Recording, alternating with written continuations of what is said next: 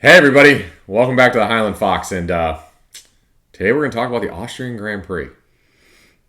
So, let's just get right into it. Let's talk about what's on everyone's mind, all right? Track limits. I'm just joking. I'm just joking. So,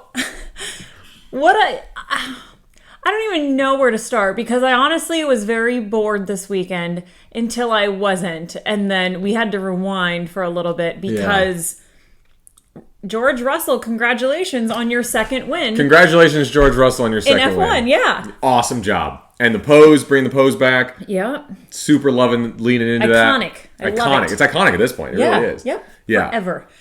That's a great point, though. Like, sprint race, meh. It was pretty basic, you know? The race itself, we started like cleaning the house because it was just like, it felt a lot like Barcelona. A bunch of passes, but it meant nothing. Yeah. Yeah. And like, I felt like there was a lot of like tire deg, but like, once again, everyone was having problems. Right. So pit stops meant nothing. And everyone was having slower pit stops. Right. So like, nothing was happening. Really, after Leclerc got hit in the first corner by Piastri, or they hit each other, it was first turn incident, and he dropped to the back of the field.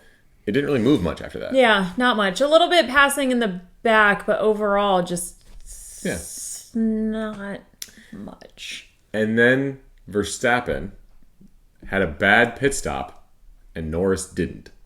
And that was at lap like 55, and then everything changed. Yeah, so Norris got close to Verstappen and was taking his sweet old time trying to get around him.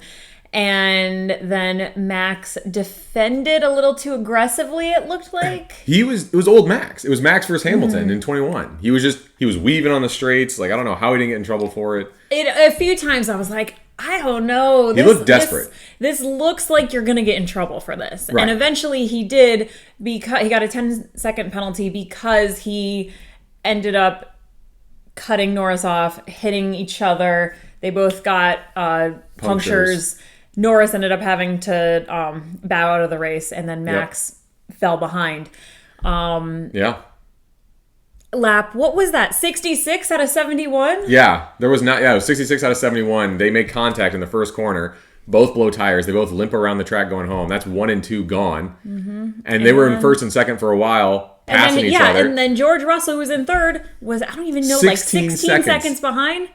That's over. He's done. And he's got a second win. So, like he said on the radio to Toto, it's not over until it's over. I'm like, amen. Holy cannoli. I was calling this race. I was starting to do other things in my life. Right, yeah. Yeah. But I learned my lesson. Yeah, Max looked like old Max. I was surprised how desperate he looked. He says, I mean, nobody wants to lose, but you have 61 wins. But I think if you could hear him throughout the race, he kept going on the radio, swearing at his engineer. The tires feel bad. My car feels bad. So I think he wasn't having a good race. So then with that pressure from Norris, I don't know if he just kind of faded back into it. Yeah. Yeah. It's weird how Austria always delivers, because like 2019 was Leclerc and Verstappen. Same thing kind of happened. Verstappen didn't get penalized that time, ended up beating Leclerc. Yeah. 2022, Verstappen and Leclerc again going at it. And Norris just wasn't as aggressive as like Leclerc. I think Leclerc races Verstappen better, but Leclerc doesn't have the car anymore. Yeah. I was surprised that Norris took so long to try anything when he got that close bit from lap 55 to 60-ish. Yeah, very timid driving, but maybe because he was like, I'm expecting Max to do something crazy. And Leclerc doesn't care. Yeah. He's just like, take us both out. Yeah. So that was exciting. And then we got to see Russell, Piastri, and Sainz podium that no one was really expecting. Comment down below if you called that, because I'm going to call you a liar. There's no way anyone had that right. Yep. On our F1 Play app, I accidentally hit Piastri instead of Norris. So I did get Piastri as second, but that was total accident. That was an oops. Yeah. So I'm going with it. I know. I actually had the podium. I had Verstappen, Norris, and Russell. And then they hit each other. But I think this, and we talk about this a lot on this podcast, but I think this brings up a really, really strong point for Red Bull of Max had problems. Where was Perez? He was ninth fighting a Haas all race. Yeah. So and then on that last lap, got passed again by a Haas. to finish behind Hülkenberg. Yeah. Verstappen, Hülkenberg, Perez, Magnussen. Like Red Bull should Unless not Haas is just that good. You know? Yeah, they're not. Spoiler alert. Wow. Right? But I think we talk about it a lot. Is Perez the right choice? And he's not holding up his end of the deal. But you look at this, like Ferrari can figure their car out like they had at the beginning of the year, and maybe their upgrades ruined it a little bit. Mercedes looks like they're back. You know, McLaren's great. McLaren's the fastest car on the grid. Yeah. So Max is the only thing keeping McLaren at bay. Mm-hmm. You don't have a second driver. Yeah, it is very weird because like I know everyone's like Perez is the perfect second seat driver, but I'm like, is he? When the car is the best. Yeah, when 2 years ago, absolutely. Yep. Last year, cool, fine. Yep. This year, he's not there. He's not there.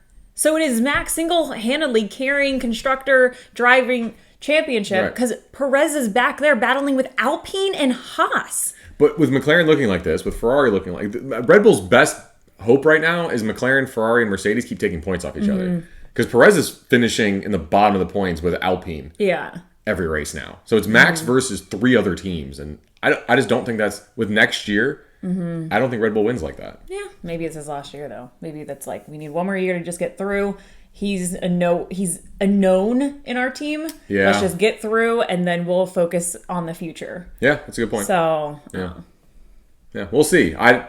Again, comment down below what you guys think. I think Perez is the bad choice. I would have picked up Sainz.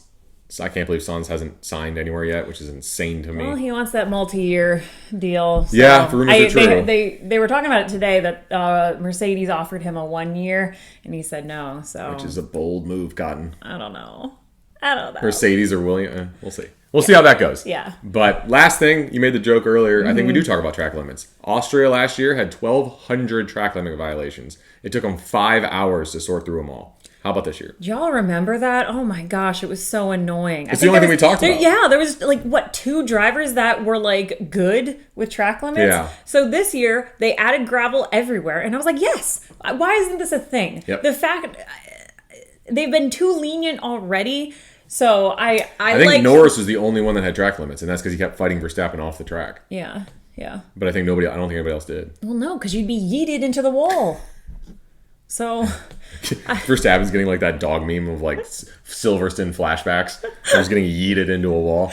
So I like the gravel. I think more tracks should be more strict about the track limits. Yeah. And I like the gravel. So I liked it. No real problems this year with it. So I'm a fan. You heard it here first. We are pro gravel. Vote for us.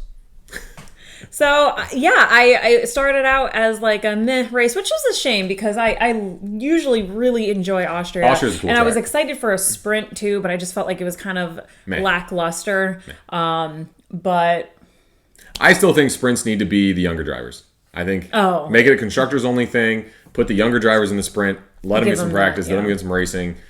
I think that's how you do sprints. Mm-hmm. I think there's a lot they could do to make it a little bit more fun, exciting. Yeah.